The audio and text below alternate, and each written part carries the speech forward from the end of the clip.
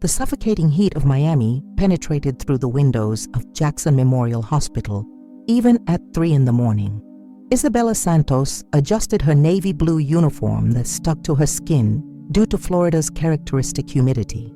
At 28 years old, she had grown accustomed to night shifts in the ICU, but this night felt different. The air conditioning fought against the tropical heat that insisted on invading the hospital corridors, creating a heavy atmosphere that made her brown hair stick to her neck. "Isabella, I need you in room 4. Now!" Dr. Martinez's urgent voice echoed through the corridor, cutting through the silence typical of hospital dawns.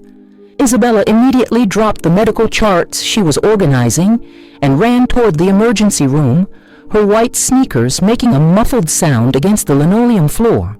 Upon entering the room, she encountered a scene that made her swallow hard.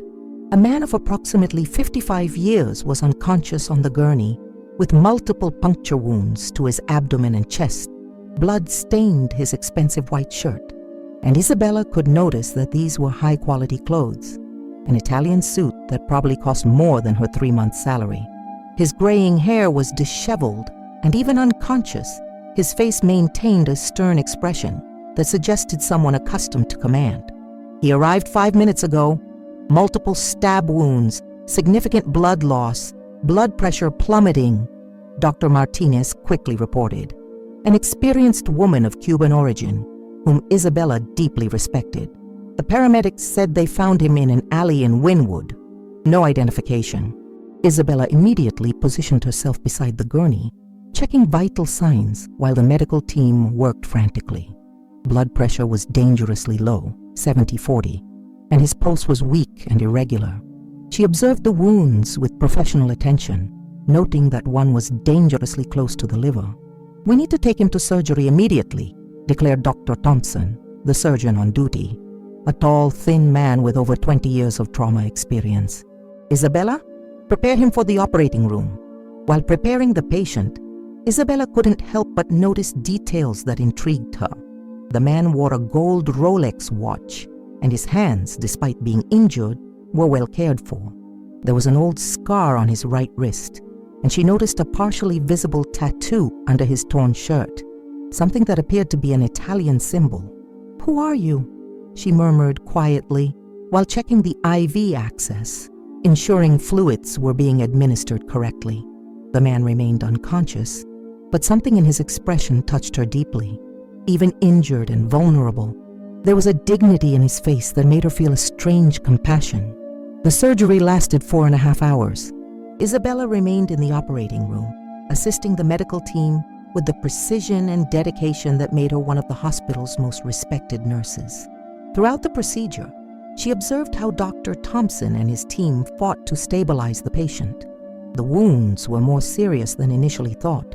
One had perforated the liver, another had damaged part of the small intestine. "We're losing him," announced Dr. Thompson after 3 hours of surgery, sweat dripping down his forehead. "Blood pressure won't stabilize and he's losing too much blood. We've tried everything." Isabella observed the monitors with growing concern. Vital signs continued unstable, and even with all the blood transfusions and medications, the patient wasn't responding as expected. It was then that she remembered her grandmother's words, Dona Carmen, who had been a midwife and healer in a small town in the Brazilian countryside. "Sometimes, my daughter," her grandmother used to say, "modern medicine forgets that the body has its own wisdom. There are plants and ancient methods that can do what medicines cannot."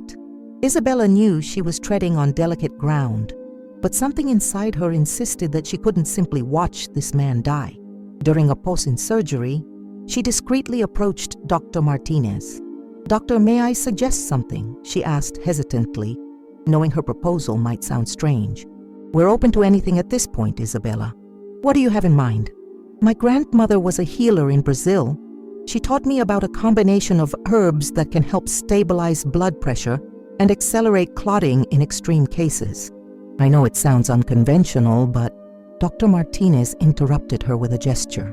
"Isabella, you're one of the best nurses I've ever worked with. If you believe you can help, I trust you. What do you need?" Isabella felt a mixture of relief and responsibility. "I need some specific herbs. There's a Brazilian natural products store in Little Havana that's open 24 hours. I can get what I need in 30 minutes. Go, said Dr. Martinez. We'll keep him stable until you return. Isabella ran out of the hospital, driving her Honda Civic through Miami's empty streets.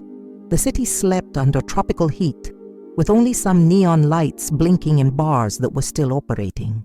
Palm trees swayed gently in the night breeze, coming from the ocean, bringing the salty smell that always reminded her of home. The Sabores do Brasil store was located on a small street in Little Havana, between a Cuban restaurant and a clothing store. The owner, So João, a 60-year-old man who had immigrated from Minas Gerais 20 years ago, knew her well. "Isabella, what a surprise to see you at this hour," he said, opening a warm smile. "Everything okay?" "So João, I urgently need some herbs. It's for a patient at the hospital," she quickly explained, listing the ingredients she needed: boldo leaves, erva de Santa Maria, quebra pedra, and some other plants her grandmother had taught her to use. "Of course, my daughter. Your grandmother was a wise woman. I have everything fresh that arrived yesterday from Brazil," he said, carefully gathering the herbs in small packages. 25 minutes later, Isabella was back at the hospital, carrying a small bag with the herbs. She found the medical team still fighting to stabilize the patient, who had been transferred back to the ICU after surgery. "How is he?" she asked, quickly washing her hands. "Stable but critical," replied Dr. Martinez. "The surgery was technically successful, but he's not responding as we expected. What did you bring?" Isabella quickly explained how to prepare the medicinal tea, a recipe her grandmother had perfected over decades. "I need to boil the herbs in a specific proportion and administer small amounts through the nasogastric tube. It's important that it be done gradually." Under Dr. Martinez's supervision, Isabella carefully prepared the infusion. The aroma of Brazilian herbs filled the small ICU pantry, bringing memories of her childhood on her grandmother's farm, where she had learned about the healing power of plants. "My grandmother always said that each plant has a specific energy," she explained while straining the tea. "Boldo helps the liver regenerate, erva de Santa Maria strengthens the digestive system, and quebra pedra helps circulation." They administered the first dose at 5 in the morning. Isabella remained beside the patient, carefully monitoring his vital signs. Initially, there were no significant changes, but after 40 minutes she noticed a subtle improvement in blood pressure. "Look at this," she murmured, drawing Dr. Martinez's attention to the monitor. Blood pressure had risen from 75/45 to 85/55, still low, but an encouraging improvement. "Interesting," commented the doctor, personally checking the equipment. "Continue monitoring. If there's any sign of worsening, we stop immediately." Isabella administered 2 more doses over the next 3 hours, always in small amounts and with carefully calculated intervals. With each dose, vital signs showed gradual improvement. Blood pressure stabilized at 95/60, pulse became stronger and more regular, and skin coloration visibly improved. At 8 in the morning, when the sun began to illuminate Miami with its characteristic golden light, the patient opened his eyes for the first time. Isabella was checking his dressing when she noticed the movement. "Dr. Martinez," she called quietly, trying not to startle the patient. "He's waking up." The man blinked several times, trying to focus his vision. His eyes were an intense blue, and when he finally managed to focus on Isabella, she saw a mixture of confusion and gratitude in his gaze. Where am I?" he asked with a hoarse voice, heavy with an accent Isabella identified as being from northern Italy. "You're at Jackson Memorial Hospital in Miami," she replied softly. "You were injured and underwent surgery. My name is Isabella. I'm your nurse." The man tried to move, but Isabella gently prevented him. "Please, don't move too much yet. You lost a lot of blood and need to rest." "How long was I unconscious?" he asked. And Isabella noticed that despite his weakness, there was a natural authority in his voice. "About 6 hours.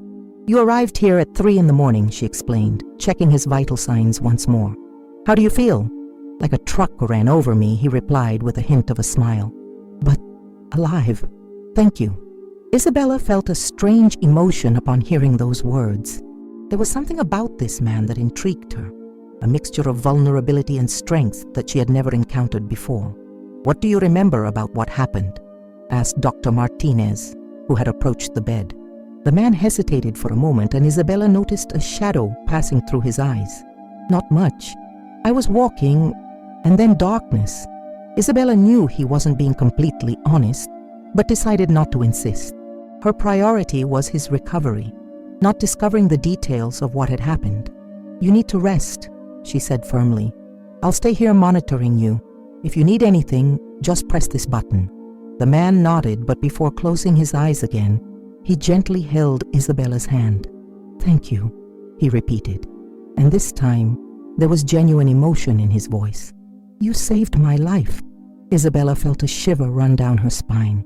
There was something in that touch, in that look, that made her feel that her life had changed forever. She didn't yet know who this man was, nor the dangers that saving him would bring. But at that moment, looking at him rest peacefully, she felt she had done the right thing. The Miami sun continued to rise, painting the sky in orange and pink tones. Outside, the city began to wake up to another hot and humid day. Inside the ICU, Isabella remained vigilant beside her mysterious patient, not imagining that she had just saved the life of one of the most powerful and dangerous men on the American East Coast. While observing the gentle movement of his chest rising and falling, Isabella thought of her grandmother and the lessons she had learned about compassion and healing. "Every life has value, my daughter," Donna Carmen used to say. "No matter who the person is, our obligation is to help." At that moment, Isabella couldn't imagine how these words would be tested in the days to come. 3 days had passed since the mysterious patient's arrival, and Isabella had become his primary nurse. During this period, she observed a remarkable recovery, much faster than anyone on the medical team had predicted. The man, who still refused to provide his full name, saying only Vincent, demonstrated impressive physical resistance. "Good morning, Vincent," Isabella greeted as she entered the room on Thursday morning, carrying a tray with medications and the herbal tea that had become an essential part of his treatment. Miami's sun filtered through the blinds, creating golden stripes on the floor of the private room where he had been transferred the day before. "Good morning, Angel," Vincent replied with a smile that completely transformed his stern expression. Isabella had noticed that he always called her that, and although it initially made her uncomfortable, she had now grown accustomed to the genuine affection in his voice. "How do you feel today?" she asked, automatically checking the dressings. The wounds were healing exceptionally well, far beyond what would be normal for someone of his age and condition. "Better each day, thanks to you," said Vincent, watching her work attentively. "May I ask a personal question?" Isabella stopped what she was doing and looked at him. Over the past few days, they had developed a strange intimacy. He shared stories of his youth in Italy. She talked about her family in Brazil and her journey to become a nurse in the United States. "Of course," she replied, sitting in the chair beside the bed. "Why did you become a nurse? I mean, you clearly have knowledge that goes far beyond conventional medicine. You could have been a doctor, researcher." Isabella smiled, remembering the question her mother had asked years ago. "My grandmother always said that healing isn't just about technical knowledge. It's about human connection, about being present in someone's most vulnerable moment. When I was a child, I saw her caring for people in our town, and I realized that what really made the difference wasn't just the medicines, but the way she touched, how she listened, how she made people feel seen." Vincent nodded slowly. "Your grandmother was a wise woman, and you inherited that gift." "And you?" Isabella asked, taking advantage of the moment of openness. "What do you do for a living? You still haven't told me about your work." For a moment, Vincent hesitated, and Isabella saw that familiar shadow pass through his eyes. "Family business," he said finally. "Import, export. Things my father started when he arrived from Italy." Before Isabella could ask more questions, the room door opened abruptly. 2 men entered without knocking, one tall and thin, wearing an expensive dark suit, and another shorter and more robust, with a visible scar on his face. Isabella immediately felt a change in the room's atmosphere. "Boss," said the tall man, clearly relieved to see Vincent awake. "Thank God you're okay. We've been looking for you for 3 days." Isabella felt her stomach contract. The word boss echoed in her mind, and she began to connect the dots she had unconsciously avoided in recent days.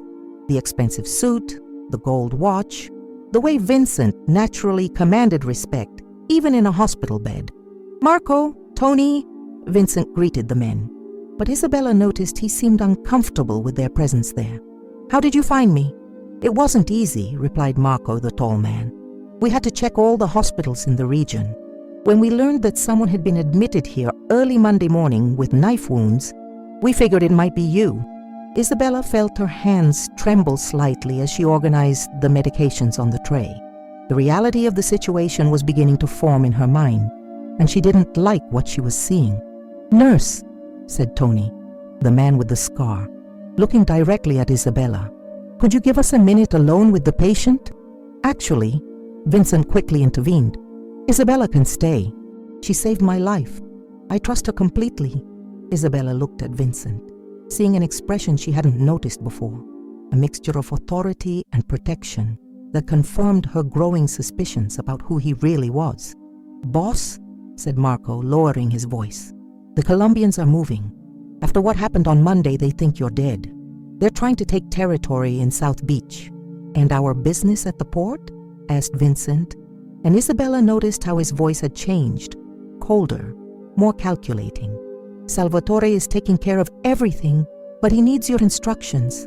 The situation is getting tense." Isabella felt as if she were watching a movie, but gradually realized she was in the middle of a conversation about criminal territories and gang wars. Her heart began to beat faster, and she discreetly moved toward the door. "Where are you going, Angel?" asked Vincent, noticing her movement. "I need to check on other patients," Isabella stammered, feeling the weight of all three men's gazes on her. "Isabella," said Vincent, and there was genuine gentleness in his voice that contrasted completely with the tone he had used with his men. "You can stay. These are my business associates." Isabella stopped at the door, torn between curiosity and the instinct for self-preservation. Part of her wanted to run away, but another part, the part that had spent the last 3 days caring for this man, seeing his vulnerability and gratitude, made her hesitate. "Boss," said Tony, clearly uncomfortable with Isabella's presence, "maybe it would be better to discuss this privately." "Isabella stays," said Vincent firmly, and Isabella realized it wasn't a request, but an order. "Continue, Marco." Marco looked nervously at Isabella before continuing. "The feds are also asking questions. It seems someone saw the attack and called the police. They're investigating, but so far haven't connected you to the incident." Isabella felt her legs go weak. Feds. Investigation. The puzzle pieces were fitting together in a way that terrified her. "Who was it?" asked Vincent, and Isabella saw a coldness in his eyes that made her shudder. "We're still investigating, but we suspect it was an organized ambush. Someone knew you would be at that location at that time." Vincent remained silent for a long moment, processing the information. Isabella watched his expression change, seeing the gentle and grateful man she had known over the past few days transform into something more dangerous. "Boss," said Marco hesitantly, "there's one more thing. The Rossetti family is asking about you. They heard rumors about the attack and want a meeting. Tell them I'm fine and that the meeting will happen when I decide." Vincent replied dryly. Isabella could no longer pretend she wasn't listening or that she didn't understand what was happening. Rossetti family, territories, feds, everything pointed to a reality she had tried to ignore. "Vincent," she said softly, interrupting the conversation, "may I speak with you privately?" The three men looked at her, and Isabella saw surprise on Marco and Tony's faces. Clearly they weren't accustomed to someone interrupting their boss. "Of course, Angel," said Vincent, gesturing for his men to leave. "Marco, Tony, wait outside. We'll continue talking in a few minutes." When they were alone, Isabella sat in the chair beside the bed, her hands trembling slightly.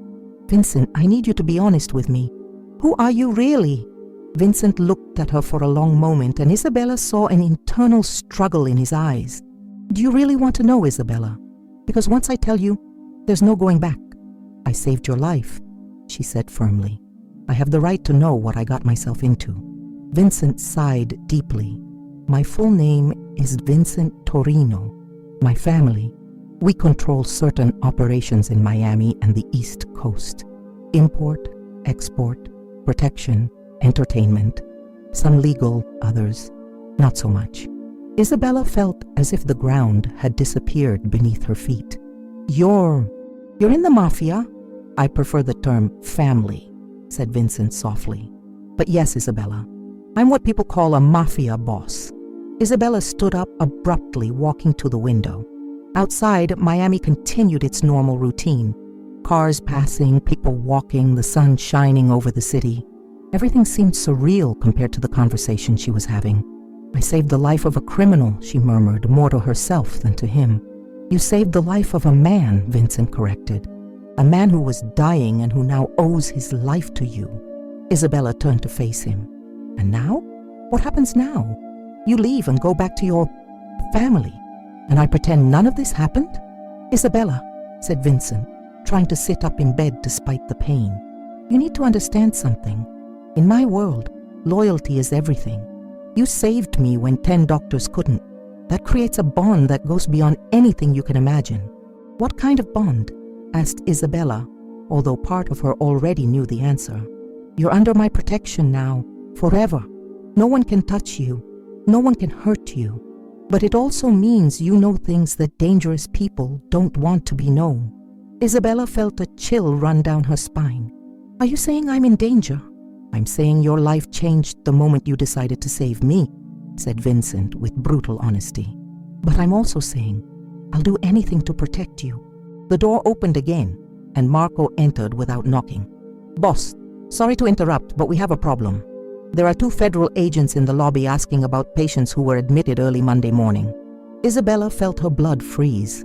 Vincent, on the other hand, remained calm, but she saw his muscles tense. How much time do we have? Asked Vincent. A few minutes at most. They're checking all the rooms. Vincent looked at Isabella, and she saw iron determination in his eyes. Isabella, I need you to trust me now. Can you do that? Isabella looked at the man she had saved, the man who had revealed himself to be one of the country's most wanted criminals, and felt a strange calm settle over her. Despite everything, despite the fear and confusion, she still saw the vulnerable man she had cared for over the past 3 days. What do you need me to do? She asked. Vincent smiled, and Isabella saw gratitude and something deeper in his eyes. I need you to help me get out of here, now. Isabella looked at the door, then at the window, quickly calculating the options. Her nurse's mind, trained for emergencies, took control. Can you walk? She asked. With help, yes. Then let's go. I know a back exit that the feds probably don't know about. While helping Vincent get dressed and prepare to leave the hospital, Isabella knew she was crossing a line from which there would be no return. But looking at him, seeing the trust and gratitude in his eyes, she realized she had already made her choice 3 days ago, when she decided to use her grandmother's teachings to save him. Ready? Asked Vincent, leaning on her. Ready, Isabella replied, and together they headed toward a new reality she could never have imagined. Isabella guided Vincent through the hospital's less busy corridors, her heart beating so loud she was sure everyone could hear it. She knew every corner of Jackson Memorial after 3 years working there, and now this knowledge was being used to help a fugitive escape from federal authorities. This way, she whispered, indicating a service staircase that led to the basement. Vincent leaned heavily on her arm, but she could feel his determination in every step. Marco and Tony followed them silently, their eyes constantly checking the corridors behind them. The hospital basement was a maze of pipes, equipment rooms, and maintenance corridors. Isabella had explored this area during her first months of work, when she regularly got lost trying to find different departments. Now, this youthful curiosity was saving Vincent's life. There's an emergency exit that leads to the employee parking lot, she explained in a low voice as they navigated the poorly lit corridors. Security rarely checks this area during the day. How do you know all this? Asked Vincent, impressed with her detailed knowledge of the hospital. When I started working here, I constantly got lost. I ended up exploring places I probably shouldn't have, Isabella replied. trying to keep the tone light despite the tension of the situation. They reached the emergency door without encountering anyone. Isabella hesitated for a moment before opening it, knowing that once they crossed it, she would officially be helping a criminal escape from justice. "Isabella," said Vincent softly, noticing her hesitation, "you can still go back. Say I forced you, that you had no choice." Isabella looked at him, seeing the sincerity in his eyes. Even in his desperate situation, he was offering her a way out. This only confirmed something she had felt over the past few days, that there was more to Vincent Torino than his criminal reputation suggested. "No," she said firmly, pushing the door. "Let's go." The employee parking lot was relatively empty, with only a few cars scattered under Miami's scorching sun. Isabella could see heat waves rising from the asphalt, and the air was heavy with Florida's characteristic humidity. "My car is over there," she said, pointing to her blue Honda Civic. "It's not very luxurious, but—" "It's perfect," Vincent interrupted. "No one will suspect a car like that." Marco approached them. "Boss, should we follow you?" "No," Vincent replied. "Go back to the office and tell Salvatore I'm fine. Keep operations normal and don't do anything that draws attention. I'll be in touch in a few hours." "But boss," Tony began. "It's an order," said Vincent firmly. "Isabella and I will be fine." Isabella helped Vincent into the car, noticing how he tried to hide the pain from movement. His wounds were still sensitive, and she knew he should be resting, not escaping from federal agents. "Where are we going?" she asked while starting the car. "I know a safe place," said Vincent. "Take I-95 north. I'll guide you." As they left the parking lot, Isabella saw two men in suits entering through the hospital's main entrance. Even from a distance, she could tell they were the federal agents. Her stomach contracted, thinking about what would have happened if they had delayed a few more minutes. "They'll discover you left," she said, watching the men in the rearview mirror. "Probably," Vincent agreed. "But by then, we'll be far from here." They drove in silence for a few minutes, Isabella trying to process the magnitude of what she had done. She had helped a known criminal escape from federal authorities. Her career was ruined, her reputation destroyed, and she would possibly face criminal charges. "You're regretting it," Vincent observed, noticing her tense expression. "I'm trying to understand how my life changed completely in 3 days," Isabella replied honestly. "On Monday, I was a respected nurse with a normal life. Today, I'm a fugitive." "You're not a fugitive," said Vincent firmly. "You're a brave woman who saved a life. The rest, we'll figure out the rest." "How?" asked Isabella, feeling tears of frustration burning her eyes. "How are we going to solve the fact that I helped a mafia boss escape from the FBI?" Vincent remained silent for a moment. "Turn at the next exit," he said finally. "There's something I need to show you." Isabella followed his instructions, exiting the highway and entering a middle to upper class residential neighborhood. The houses were well maintained, with lush gardens and palm trees that provided shade on the clean sidewalks. "Stop here," said Vincent, indicating a 2-story house with Mediterranean architecture. "This is my house, my real house, not the mansion everyone knows about." Isabella looked at the house, surprised. It was beautiful, but not ostentatious. There was a well-maintained garden in front, with colorful tropical flowers, and she could see a hammock hanging between 2 palm trees in the backyard. "Not what you expected?" asked Vincent, noticing her expression. "Honestly, no," Isabella admitted. "I thought you would live in some kind of fortress." Vincent smiled. "I have a house like that too for business. But this is where I come when I want to be just Vincent, not the head of the Torino family." They entered the house, and Isabella was even more surprised by the interior. It was cozy and elegant, but not excessively luxurious. There were family photos on the walls, books on the shelves, and she could smell Italian coffee in the air. "Sit down," said Vincent, indicating a comfortable sofa in the living room. "I need to tell you some things." Isabella sat down, watching Vincent move carefully through the room. Even injured, there was a natural grace in his movements that suggested someone accustomed to control and command. "Isabella, I want you to understand something about me, about my family," Vincent began, sitting in an armchair facing her. Yes, we are what people call the mafia, but we're not the monsters that movies portray. So what are you? Asked Isabella. We're a family that protects our community, said Vincent. My grandfather arrived here from Sicily in 1952 with nothing but the clothes on his back. He built a business, created jobs, helped other Italian immigrants establish themselves. Yes, some of our activities operate outside the law, but we also do a lot of good.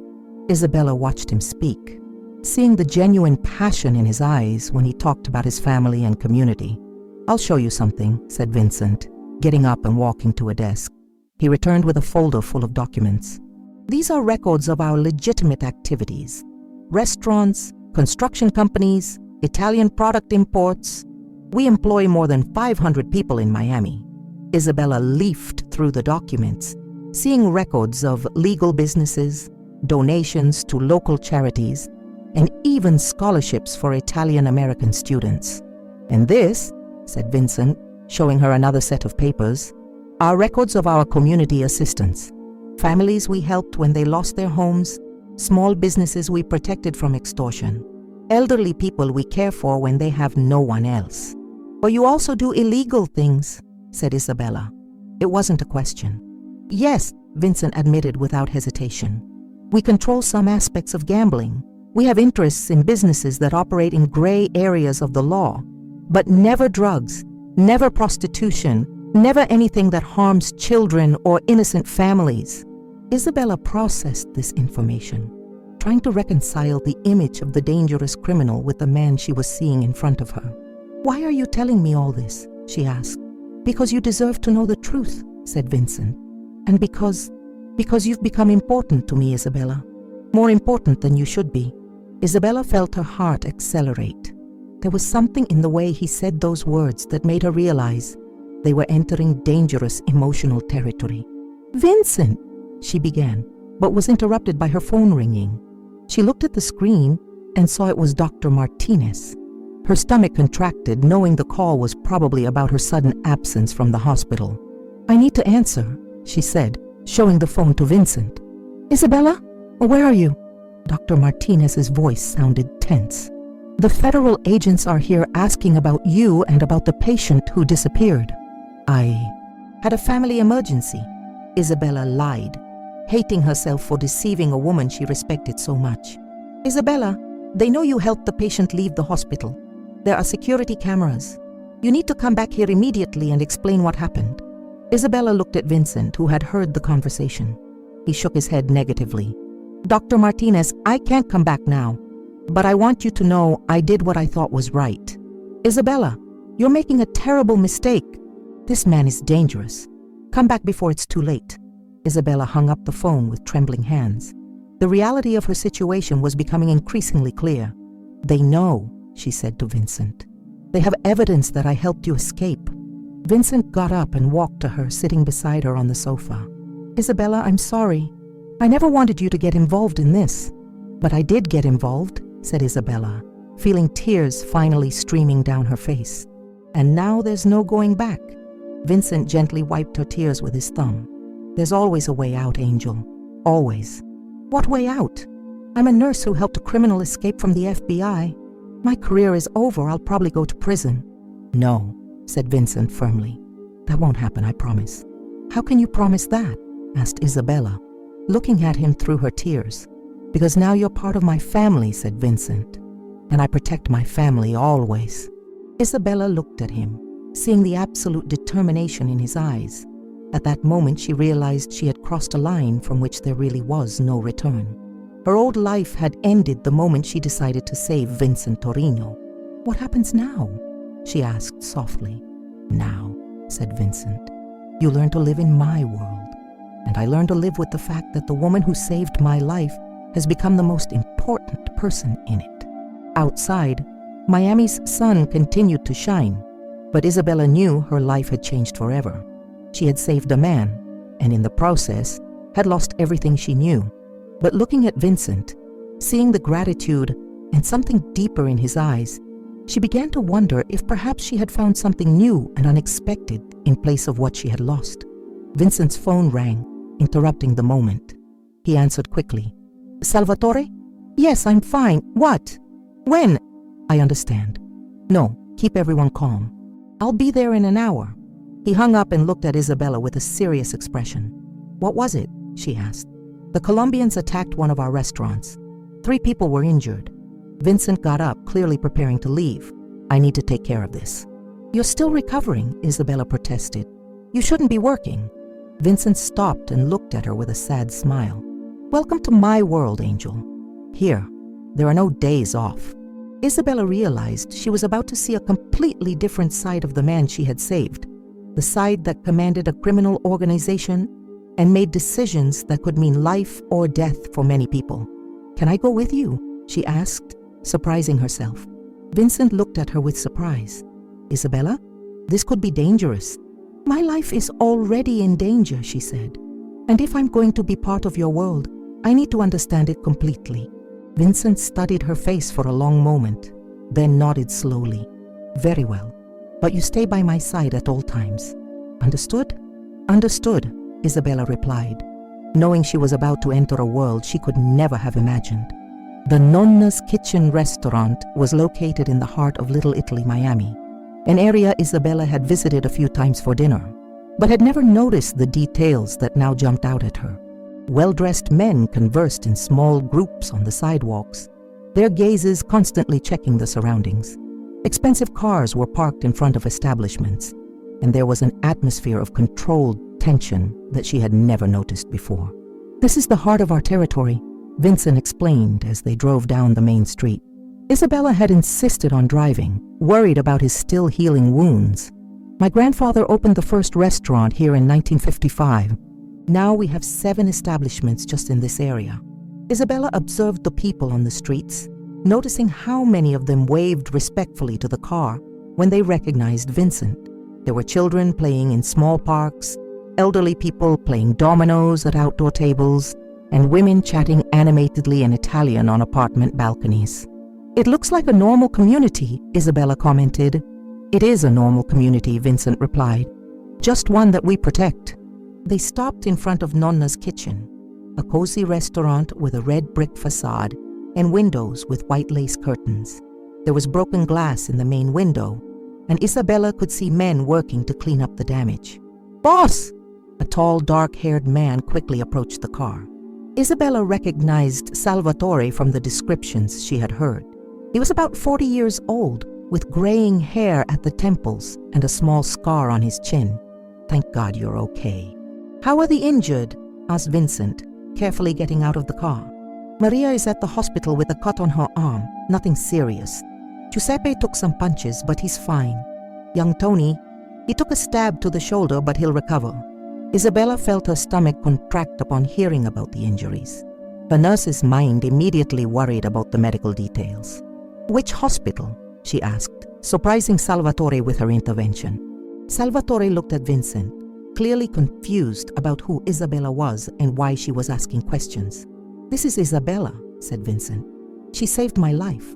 Isabella, this is Salvatore, my right-hand man. Mount Sinai, Salvatore replied, still looking confused. But who is she exactly, boss?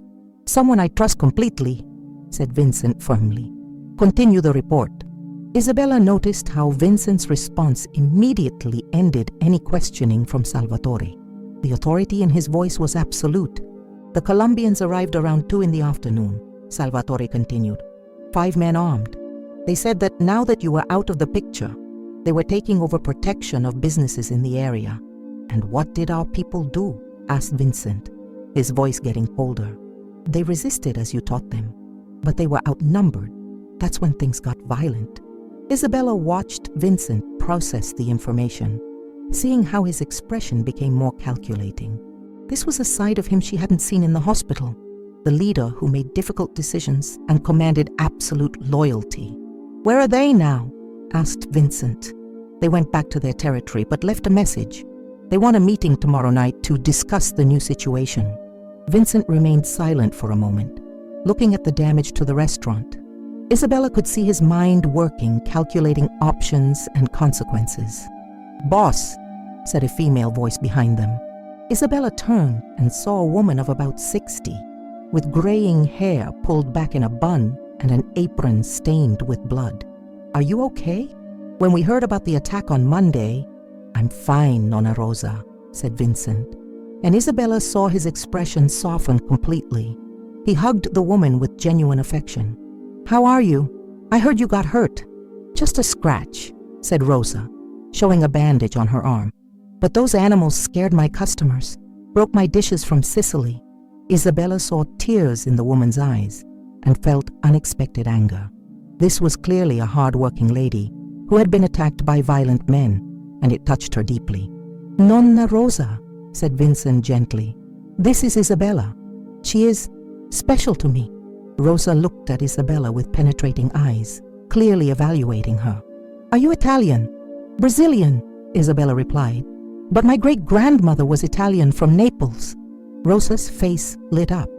"Ah, Napoletana. A good family then." She turned to Vincent. "She's beautiful, Vincent, and has kind eyes." Isabella felt her cheeks flush, but also noticed how Rosa's approval clearly meant a lot to Vincent. "Nonna, I need to take care of some business," said Vincent, "but I want you to know this won't stay like this." "I know, my boy," said Rosa, touching his face with maternal affection. "Your family has always protected us. We trust you." As they walked through the restaurant, Isabella observed the damage more closely. Overturned tables, broken dishes, a shattered window. But what impressed her most was seeing how the employees worked together to clean and repair, without complaints or despair.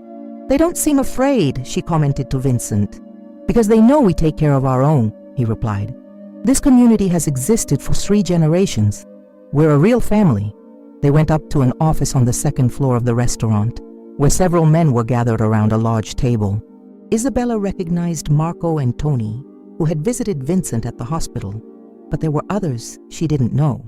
"Gentlemen," said Vincent upon entering, and immediately everyone stood up. "I want you to meet Isabella. She saved my life and is now part of the family." Isabella felt the weight of all the men's gazes in the room. Some seemed curious, others skeptical, but all clearly respected Vincent's word. "Now," Vincent continued, sitting at the head of the table, "let's discuss our response to the Colombians." "Boss," said a man Isabella didn't know, "with all respect, maybe the lady should wait downstairs." "The lady stays," said Vincent with a coldness that made Isabella shudder. "Does anyone else have objections?" The silence in the room was absolute. "Good," Vincent continued. "Salvatore, what's our current situation?" "We have 20 men ready for immediate action, plus 15 who can be called in a few hours," Salvatore reported. "The Colombians have about 30, but they're divided among 3 territories. Weapons? Sufficient, but they have access to heavier equipment through their South American contacts." Isabella listened to the conversation with growing discomfort. They were discussing a territorial war as if it were a business meeting, talking about weapons and men as resources to be managed. "And the police?" asked Vincent. "Detective Morrison owes us some favors," said Marco. "He can ensure the response is slow if something happens." "And the feds?" "They're still looking for you, but don't have solid leads on where you are." Isabella felt a knot in her stomach, remembering that she was part of the reason Vincent was being sought. "Very well," said Vincent. "Here's what we're going to do. Salvatore, arrange a meeting with the Colombians for tomorrow night, but on neutral territory. The warehouse at the port." "Boss," Tony protested, "this could be a trap." "It could be," Vincent agreed. "That's why we're going to be prepared. Marco, I want men positioned at all access points to the warehouse. Salvatore, arrange 2 getaway cars and make sure we have constant communication." Isabella watched Vincent command the meeting, seeing how each man hung on his every word. There was a natural competence in his leadership that was impressive, even considering the criminal context. "And if they don't accept our terms?" asked one of the men. Vincent remained silent for a moment, and Isabella saw a coldness in his eyes that made her realize she was seeing the most dangerous side of his personality. "Then they'll learn why the Torino family has controlled this territory for 3 generations, he said, with a calm that was more terrifying than any shout. The meeting continued for another hour, with Vincent delegating responsibilities and planning strategies.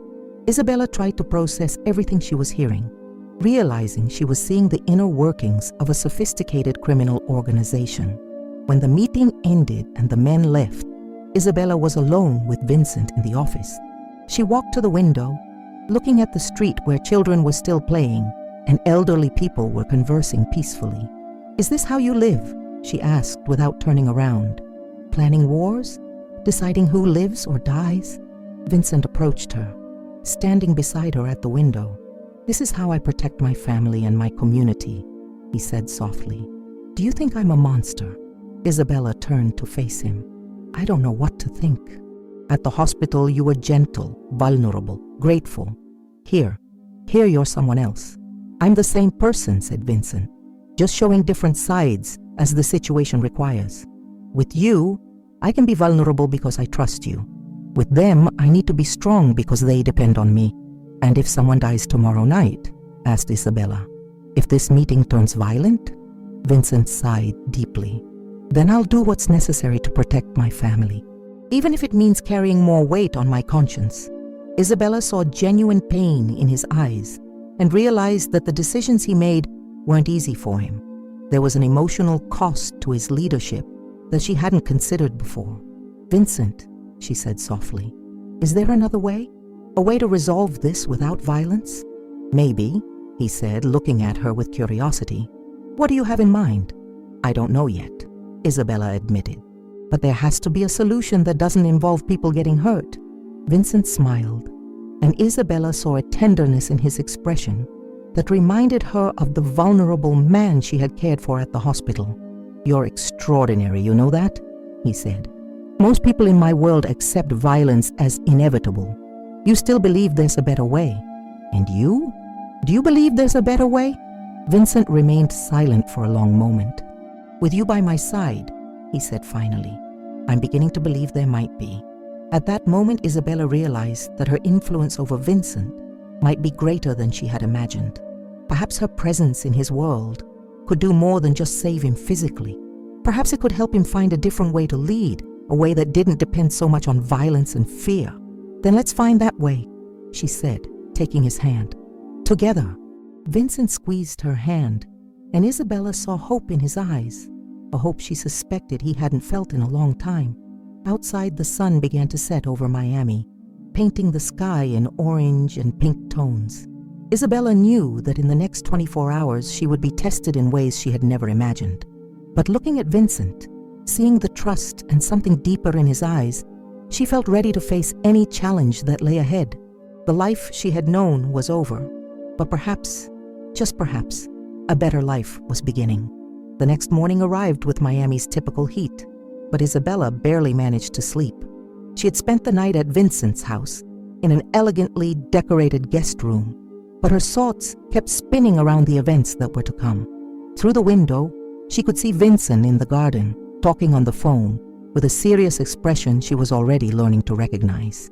When she went down to the kitchen, she found a table set with Italian coffee, fresh bread, and tropical fruits. Vincent was preparing scrambled eggs, a domestic scene that contrasted dramatically with the discussions about territories and conflicts from the night before. "Good morning, Angel," he said, turning to greet her with a smile that couldn't completely hide the tension in his eyes. "Did you sleep well?" "Not much," Isabella admitted, sitting at the table. "I keep thinking about tonight's meeting." Vincent served the eggs and sat beside her. "Isabella, there's still time for you to get out of this. I can arrange documents, a new identity, enough money for you to start over anywhere in the world." Isabella looked at him, seeing the sincerity in his offer. "Do you want me to leave?" "I want you to be safe," said Vincent, gently touching her hand. "And my world isn't safe for someone like you. Someone like me. Someone good, pure, who believes there's always a peaceful solution." Vincent sighed. "You make me want to be a better man, Isabella, but I don't know if I can change who I am." Isabella studied his face, seeing the internal struggle he was facing. "What if I say I don't want you to change completely? What if I say I want to help you find a balance?" Before Vincent could respond, his phone rang. He answered quickly, and Isabella saw his expression change dramatically. "What? When? Where is she now?" Vincent stood up abruptly, pacing through the kitchen while talking. "No, keep her safe. I'm coming there." He hung up and looked at Isabella with an expression that mixed anger and concern. "What happened?" asked Isabella. "The Colombians kidnapped Nonna Rosa," said Vincent, his voice loaded with a controlled fury Isabella had never seen before. "They left a message saying she'll only be released if I show up alone at tonight's meeting." Isabella felt as if the ground had disappeared beneath her feet. The image of the gentle lady she had met the day before, now in the hands of violent men, filled her with horror. "They can't do this," she said, standing up. "She's an innocent lady." "In my world, Isabella, there's no such thing as innocent when it comes to territorial war," said Vincent bitterly. "They know Rosa is like a mother to me. They know I'll do anything to protect her. So it's a trap." "Obviously." Vincent began heading toward the door. "But I have no choice." "Wait," said Isabella, holding his arm. "You said there's always a way out. Let's find one." Vincent stopped and looked at her. "Isabella, this time there's no way out. If I don't show up, they'll kill her. If I do show up, they'll probably kill us both. But at least Rosa will have a chance." "What if there's a third option?" asked Isabella, her nurse's mind working quickly to find a solution. "What if we could save her without falling into their trap?" Vincent looked at her with curiosity. "What do you have in mind?" Isabella took a deep breath, knowing she was about to suggest something that could change everything. "You said they want you alone, but what if you weren't really alone?" "Explain." "I'm a nurse, Vincent. I know how to get in and out of places without being noticed, how to move in emergency situations, and more importantly, they don't know me." Vincent immediately shook his head. "Absolutely not. I won't put you in danger." "I'm already in danger," said Isabella firmly, "from the moment I decided to save you. But now I can use this situation to save an innocent person." "Isabella?" "Vincent, listen to me." Isabella took his hands, looking directly into his eyes. "You said I'm part of your family now. Well, Rosa is too, and families protect each other." Vincent remained silent for a long moment, clearly struggling between the desire to protect her and the need to save Rosa. "What's your plan?" he asked finally.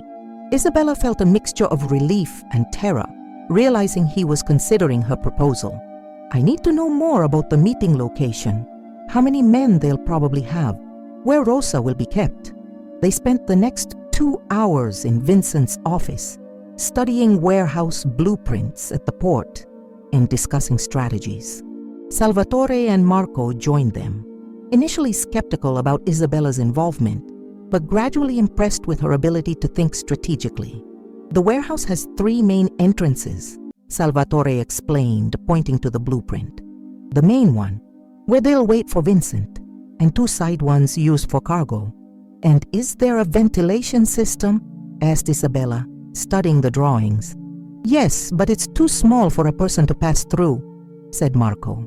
"I don't need to pass through it," said Isabella. "I just need to use it to hear where Rosa is being kept." Vincent watched her work, seeing how she applied her medical experience and knowledge of hospital emergencies to plan a rescue operation. There was a natural competence in her approach that impressed him.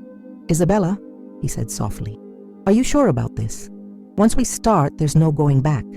Isabella looked at him, thinking about Rosa, the community she had seen the day before, the people who depended on Vincent for protection. "I'm sure." The plan they developed was risky, but had a chance of working. Isabella would enter the warehouse through a side entrance 2 hours before the meeting, using dark clothes and equipment that Salvatore would get. She would locate Rosa and at the right moment, create a distraction that would allow Vincent and his men to act. "Remember," said Vincent as they prepared to leave, "if something goes wrong, if you feel you're in real danger, get out of there immediately. Rosa wouldn't want you to get hurt trying to save her."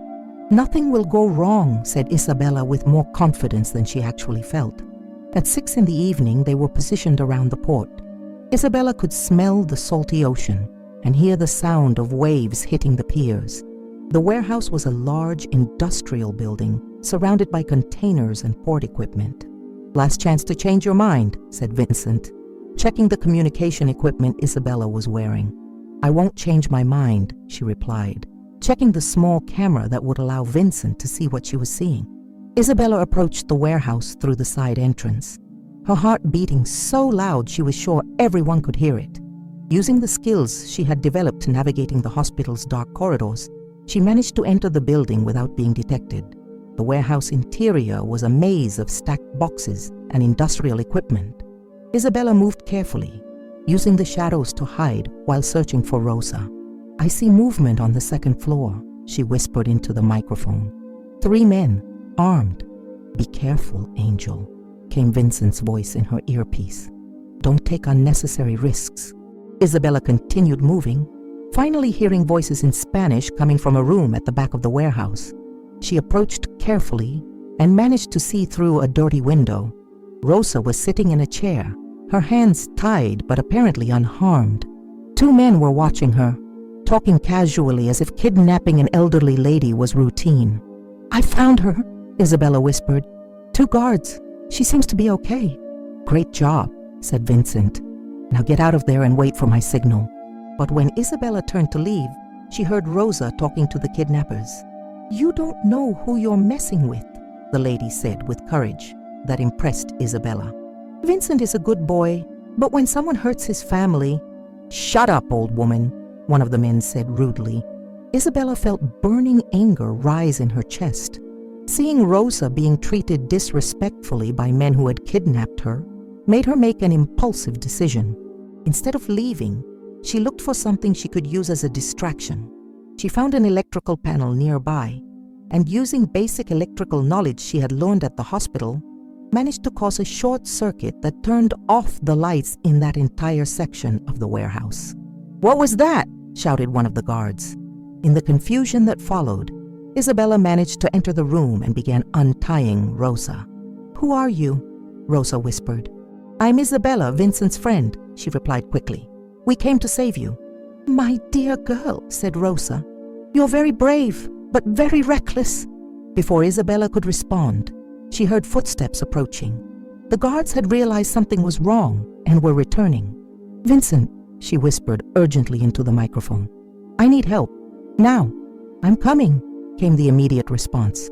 What followed was controlled chaos. Vincent and his men invaded the warehouse exactly when the Colombians realized they had been deceived. There were shouts, gunshots, and Isabella found herself protecting Rosa while the conflict exploded around them. "Stay down," said Isabella, covering Rosa with her own body while bullets flew over their heads. The confrontation lasted only a few minutes, but seemed like an eternity to Isabella. When it finally ended, Vincent appeared in the room's doorway, his eyes immediately searching for her. "Isabella, Rosa, are you okay?" "We're fine," Isabella replied, helping Rosa stand up. "She's tougher than she looks." Rosa hugged Vincent tightly. "My boy, you came." "I always come, Nonna," said Vincent, returning the embrace. "Always." Later, when they were back at the safety of Vincent's house, Isabella finally had time to process what had happened. She had participated in a shootout, helped rescue a kidnapped person, and seen Vincent in action as the leader of a criminal organization. "How do you feel?" asked Vincent, finding her in the garden where she was trying to calm her nerves. "Scared, exhausted, but alive," Isabella replied honestly. "And Rosa is safe. That's what matters." Vincent sat beside her on the garden bench. "You were incredible today. Brave, intelligent, determined, but also reckless and rash. Are you angry with me?" "I'm in love with you," said Vincent softly, and Isabella felt her heart stop for a moment. She turned to look at him, seeing absolute sincerity in his eyes. "Vincent, I know it's complicated. I know my world is dangerous. I know you deserve something better," he said quickly. "But I can't deny what I feel anymore. You changed my life, Isabella. You didn't just save me physically, but showed me there's a different way to live, to lead." Isabella felt tears burning her eyes. "I love you too," she whispered. "I shouldn't, considering everything, but I do." Vincent kissed her then, gently, and Isabella felt as if all the pieces of her new life were finally falling into place. "What happens now?" she asked when they separated. "Now," said Vincent, "we build a life together, a life where I can be the man you inspire me to be, and you can be the strong and brave woman you've always been. and the Colombians. After what happened today, they'll think twice before messing with us again. And if they do, Vincent smiled, well, now they know we have you on our side. Isabella laughed, realizing her life had changed completely since that night at the hospital. She had lost her career, her old life, her security, but she had found love, purpose, and a family that accepted her completely. So, she said, what does a nurse do in a mafia family? Takes care of people, Vincent replied. Exactly what you've always done. Only now you have a much larger family to care for. Isabella looked at the house, where she could see Rosa in the kitchen preparing dinner, Salvatore and Marco talking in the living room, and other family members arriving to celebrate the successful rescue. It was an unconventional family, built on loyalty and mutual protection instead of blood. But it was a real family. I think I can get used to this, she said, resting her head on Vincent's shoulder. I hope so, he said, kissing the top of her head, because now you're ours forever. As the sun set over Miami, painting the sky in golden and pink tones, Isabella Santos, the Brazilian nurse who had saved the life of a mafia boss, realized that sometimes the life's biggest changes come when we least expect them. She had followed her instinct to heal and protect, and it had led her to a love and family she could never have imagined. Her old life was over, but a new life, more dangerous, more complex, but also richer in love and purpose, was just beginning. And looking at Vincent, seeing the love and gratitude in his eyes, Isabella knew she had made the right choice. In Vincent Torino's world, she had found not just a man to love, but a cause to defend and a family to protect. And that, she realized, was worth all the risks she had faced to get there.